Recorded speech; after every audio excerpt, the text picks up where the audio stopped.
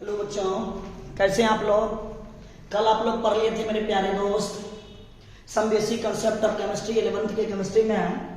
इससे पीछे का टॉपिक मैंने आपको सिखा दिया था क्लासिफिकेशन के बारे में, इंटर कन्वर्जन ऑफ मैटर के बारे में मैंने बता दिया था टॉपिक। आज हम आपको नेक्स्ट इससे आगे का टॉपिक बताएंगे क्लासिफिकेशन ऑफ मैटर, मैटर के क्लासिफिकेशन के बारे में। अलग ये मैटर का क्लासिफिकेशन कैसे किया जाता है, उस मैटर के क्लासिफिकेशन के बेसिस पर इस मैटर को दो भाग में बांट दिया गया क्लासिफिकेशन के आधार पर।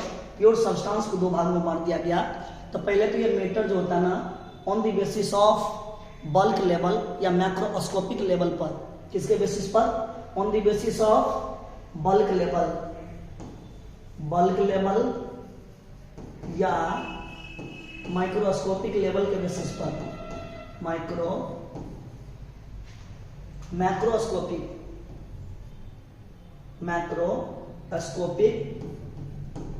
लेवल के बेसिस पर ये मैटर को दो भागों में बांट दिया गया प्योर सब्सटेंस और मिक्सचर में। तो पहला पार्ट है इसका प्योर सब्सटेंस। मेरे प्यारे दोस्त, प्योर सब्सटेंस के दो कंपोनेंट होते हैं। ये देखिए, पहला कंपोनेंट हो गया ये एलिमेंट और दूसरा कंपोनेंट इसी को हो गया वाला क्या चीज, कंपाउंड। ये होता फर्स्ट कंपोनेंट होता एलिमेंट के बारे में और दूसरा कंपोनेंट आप पढ़िएगा किसके बारे में, कंपाउंड के बारे में। एलिमेंट एंड कंपाउंड के बारे में दो टर्म आप पढ़िएगा, ये होता है एलिमेंट और दूसरा होता है कंपाउंड के बारे में। ठीक, तो हम आगे देखते हैं इसके बारे में। क्लासिफिकेशन ऑफ मैटर, मैटर को क्लासिफाइड कर दिया गया, बांट दिया गया, लिख दिया on the basis of macroscopic. अब ये बताई थी हम बल्क लेवल पर इस मैटर को दो भागों में बांट दिया गया। एक का नाम होता प्योर सब्सटेंस और दूसरा का नाम होता मिक्सचर। सही बच्चे जानते हैं प्योर सब्सटेंस और मिक्सचर के बारे में। अब भाई साहब, ये प्योर सब्सटेंस होते हैं ना, प्योर सब्सटेंस टू कंपोनेंट से मिलकर बने होते हैं। एक कंपोनेंट का नाम होता है एलिमेंट, फर्स्ट कंपोनेंट का नाम होता है एलिमेंट और सेकंड कंपोनेंट का नाम होता है मिक्सचर। वैसे मिक्सचर भी दो होता है ना, मिक्सचर भी दो कंपोनेंट से बना होता है, होमोजेनियस मिक्सचर और दूसरा होता है हेट्रोजेनियस मिक्सचर। होमोजेनियस मिक्सचर और हेट्रोजेनियस मिक्सचर। ये मिक्सचर को यहाँ से उठा के हम लेते हैं हेट्रोजेनियस मिक्सचर के बारे में। ओके, किसी को दिक्कत, किसी बच्चे को दिक्कत नहीं दिक्कत, तब चलिए बारीकी से बताएंगे प्योर सब्सटेंस। अभी आप पढ़े pure substance is made up of दो कंपोनेंट से बने होते हैं प्योर सब्सटेंस। एक का नाम होता है एलिमेंट, तो पहला का टर्म हो गया एलिमेंट और दूसरा टर्म हो गया आपका कंपाउंड। एक होगा दूसरा टर्म के बारे में, किसके बारे में, कंपाउंड के बारे में। फर्स्ट का नाम हो गया एलिमेंट और दूसरा टर्म का वाला क्या नाम हो गया, कंपाउंड। तो एलिमेंट और कंपाउंड में अंतर क्या है, यही वाला कंपाउंड है, ये वाला कंपाउंड वहां पर रख दीजिए। ये एलिमेंट हो गया, दूसरा क्या हो गया, कंपाउंड।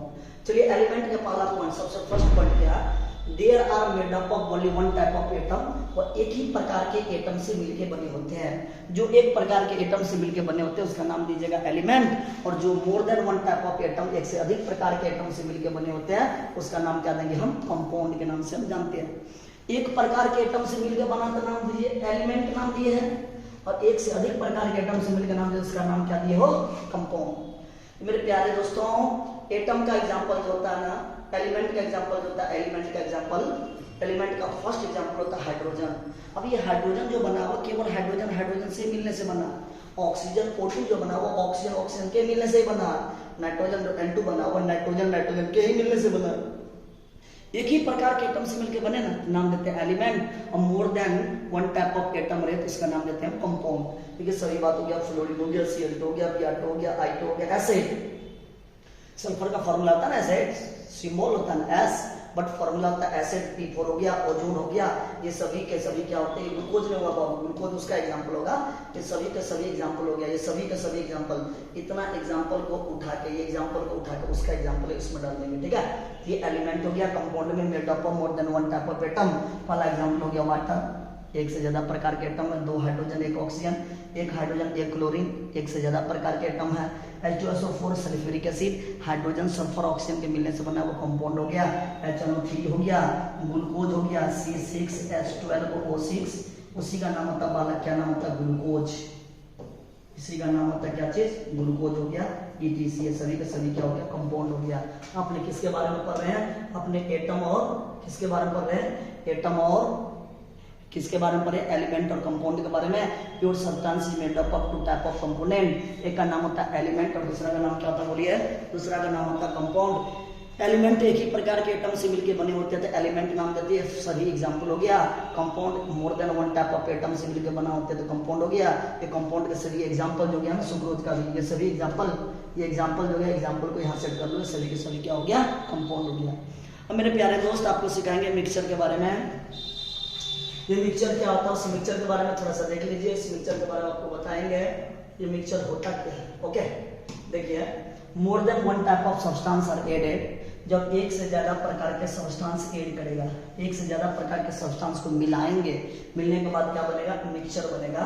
अब ये मिक्सचर में टू टाइप्स होता है, एक का नाम होता है होमोजेनियस मिक्सचर, होमोजेनियस मिक्सचर, और ये वाला मिक्सचर वहां से उठा के यहाँ दे देंगे हेटेरोजेनियस मिक्सचर। क्या नाम होता है, हेटेरोजेनियस मिक्सचर।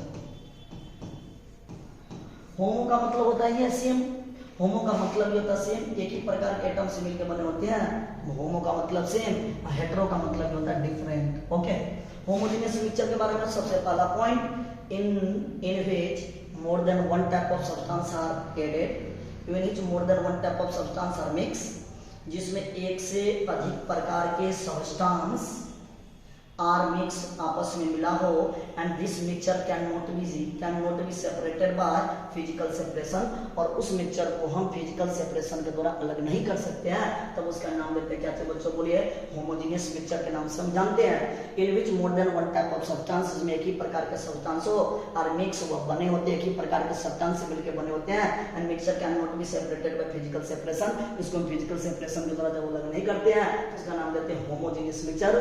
मेरे प्यारे दोस्त, होमोजेनियस मिक्सचर का एग्जांपल भी होगा। देखिए होमोजेनियस मिक्सचर का एग्जांपल होता है, फर्स्ट एग्जांपल है NaCl प्लस वाटर। अगर एक गिलास पानी में आप 2 चम्मच चीनी मिला दोगे तो आप उसको फिजिकल सेपरेशन के द्वारा उसको अलग नहीं कर सकते हैं। दूसरा था ग्लूकोज प्लस वाटर और सुक्रोज प्लस वाटर, ये तीनों एग्जांपल होता है किसका, ये तीनों एग्जांपल किसका होता है, होमोजेनियस मिक्सचर का होता है। ये होमोजेनियस मिक्सचर में अगर पानी में एक गिलास पानी लेंगे, उसमें 2 चम्मच चीनी मिला देंगे, उसको पूर्ण रूप से मिला दीजिए, मिल गया। उनके सीप से ऊपर से उनके सीप को 1 चम्मच चखो, 1 चम्मच उनके बीच से चखो, 1 चम्मच उनके नीचे से चखो, पता चल जाएगा कितना मीठा है, कितना एक समान रूप से पार्टिकल पानी के अंदर में घुल गया।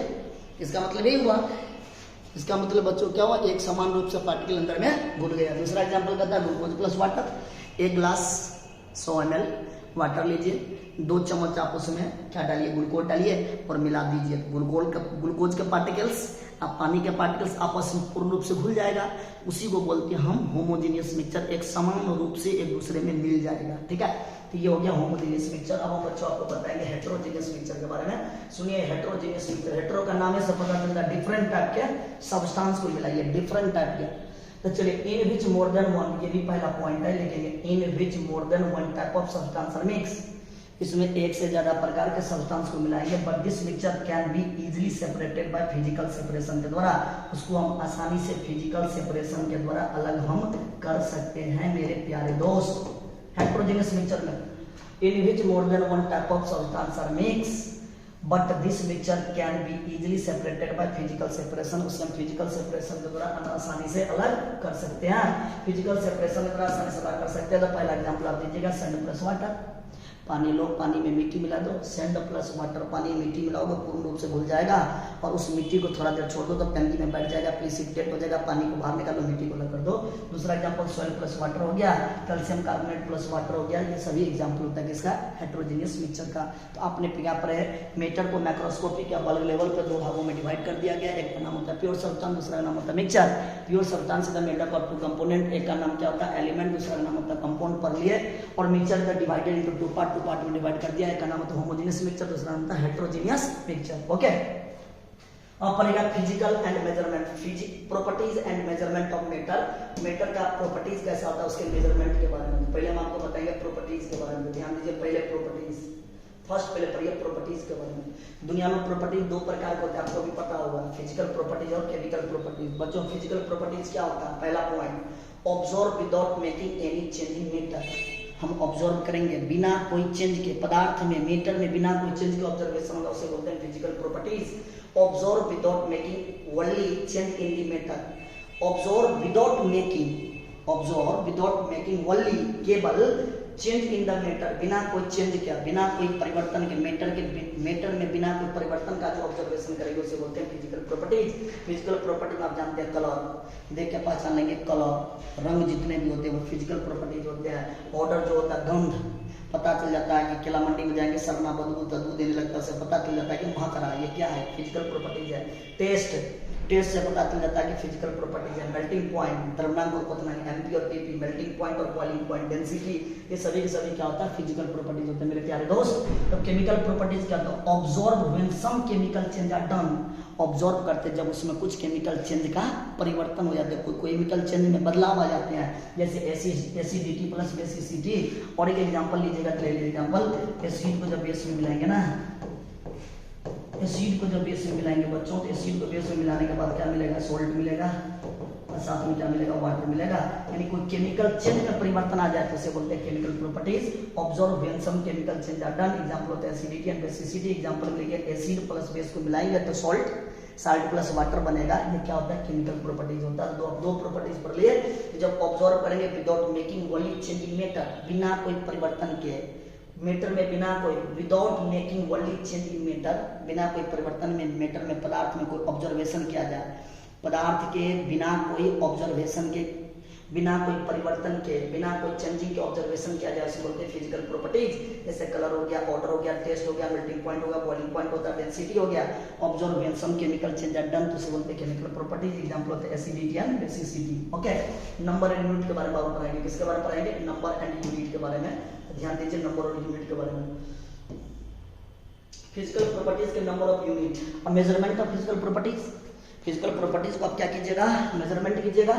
तो मेरे प्यारे दोस्त, जब ये फिजिकल प्रॉपर्टीज का मेजरमेंट करोगे तो फिजिकल प्रॉपर्टीज को मेजरमेंट करने का रूल आता है, नंबर प्लस यूनिट सिस्टम के द्वारा हम मेजरमेंट करते हैं। तो देखिए यहाँ पे नंबर के द्वारा प्लस यूनिट के द्वारा हम फिजिकल प्रॉपर्टीज को मेजरमेंट करेंगे। जैसे कोई एग्जाम्पल बोलिए, एग्जाम्पल बोलिए, मैं जैसे कि एग्जाम्पल में लेते हैं हम, अगर किसी दुकान में जाएंगे, दुकान लेने के लिए जाएंगे, दूध लेने के लिए जाएंगे, अब बोलेंगे कि भाई साहब 5 दूध दे दो, क्योंकि भाई कैसा अनपढ़ गवार है, 5 दूध थोड़ी होता है, चाहे 5 लीटर दूध दे दो, 5 को चावल दे दो, नहीं 5 केजी चावल दे दो, तो उसी को बोलते हैं नंबर प्लस यूनिट। देखिए ऐसा 5 केजी जब ये बोलेगा ना, तो 5 यहाँ पर नंबर आ गया, केजी यहाँ पे यूनिट आ गया, 10 यहाँ पर नंबर आ गया, केजी यहाँ पे यूनिट हो गया, 6 यहाँ पर नंबर आ गया, केजी यहाँ पे यूनिट हो गया, 2 यहाँ पे नंबर आ गया, केजी यहाँ पे यूनिट हो गया। तो हो गया फिजिकल प्रॉपर्टीज की मेजरमेंट, सॉरी प्रॉपर्टीज, मैटर के प्रॉपर्टीज को मापने का तरीका किसके द्वारा मापते हैं, नंबर प्लस यूनिट सिस्टम के द्वारा हम मापते हैं। अब बताइए, 2 different type of system of for measurement के लिए, मेजरमेंट के लिए 2 डिफरेंट टाइप के सिस्टम होते हैं। कभी भी अगर हम मापेंगे तो 2 प्रकार के सिस्टम के द्वारा मापेंगे। पहला सिस्टम का नाम होता है वाला, क्या नाम होता है बोलिए, पहला सिस्टम का नाम होता है इंग्लिश सिस्टम, ये होता है इंग्लिश सिस्टम। और दूसरा सिस्टम का नाम होगा कौन सा, मैट्रिक सिस्टम के बारे में पढ़ोगे। आप शॉर्ट स्कीम लेते हुए रहिएगा और आगे बढ़ते रहिएगा, ठीक। इंग्लिश सिस्टम में जब अंग्रेजी लोग आए तो उन्होंने बहुत सारा अपना फरमाइश दिए, ये करो, वो करो, ये करो, ना 2 kg ये लो, 2 kg ये लो, 2 लीटर ये लो, 2 kg 3 kg 2 litre 5 litre English system होता। बट ये फ्लॉप चला गया इंग्लिश सिस्टम। तो उसके बाद कौन है, मैट्रिक सिस्टम आ गया। 18 सेंचुरी को, 18वीं शताब्दी में फ्रांस में ये सिस्टम को डेवलप किया गया। मैट्रिक सिस्टम को 18 शताब्दी को, 18th सेंचुरी को फ्रांस में इसको डेवलप किया गया। फ्रांस में इसका बैठक किया गया और मोर फ्लोवर, बैठक के बाद पता चला कि इसका फ्लोवर बहुत ज़्यादा बढ़ गया। बहुत सारे आदमी ने मैट्रिक सिस्टम को फॉलो कर रहा और ये सिस्टम बेस्ड भी होते हैं, आधारित होते हैं, किस पर आधारित होते हैं, डेसिमल हियर इंक्लूडेड होते हैं। इस सिस्टम में डेसिमल सिस्टम भी इंक्लूडेड होते हैं। जैसे एग्जाम्पल में 2.50 kg हमको समझ लेना, 2.5 kg समझ लेना। पहले ये सिस्टम नहीं था, तो डेसिमल वाला जितने भी सिस्टम होते हैं सभी के सभी मैट्रिक सिस्टम में आ गया। 2.005 kg सभी सिस्टम का डेवलप हो गया, मैट्रिक सिस्टम में डेवलप हो गया। तो 2 different system for measurement, measurement के लिए 2 डिफरेंट सिस्टम आ गया। एक का नाम होता है इंग्लिश सिस्टम, दूसरे का नाम होता है मैट्रिक सिस्टम। किसी भी चीज दिक्कत नहीं, दिक्कत तो फटाफट लेके आगे बढ़िए। ये आपको 2 प्रकार के सिस्टम हो गया। इस यहाँ तक आप टोटल कंप्लीट कर लीजिए मेरे प्यारे दोस्त। उसके बाद आप आगे का टॉपिक एनसीईआरटी पढ़िएगा और ये वीडियो सभी दोस्त के साथ जरूर शेयर कीजिएगा। कोई भी तरह का आपको दिक्कत हो, मैं A to Z टॉपिक आपको यूट्यूब पर पढ़ाने वाले हैं, आपको कोई टेंशन नहीं लेना। 11th 12th सब टॉपिक मिलेगा आपको, कोई भी हर एक टॉपिक का क्वेश्चन भी मिलेगा आपको, क्वेश्चन भी प्रोवाइड कर देंगे, 1 से 2 दिन में सब क्वेश्चन भी मिल जाएगा। ओके बालक, ऑल दी बेस्ट, धन्यवाद।